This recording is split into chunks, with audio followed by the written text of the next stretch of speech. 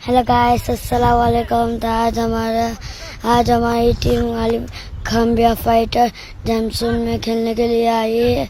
हमारी पहली बैटिंग है।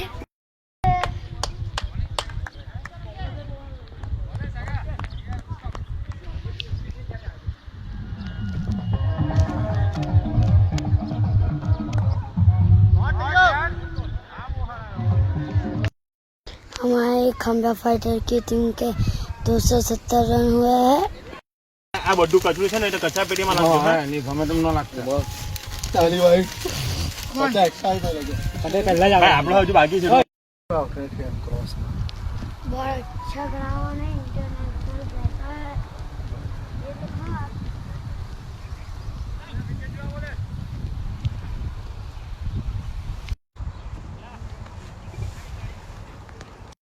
इंशाल्लाह आपको अगले व्लॉग में मिलता हूँ।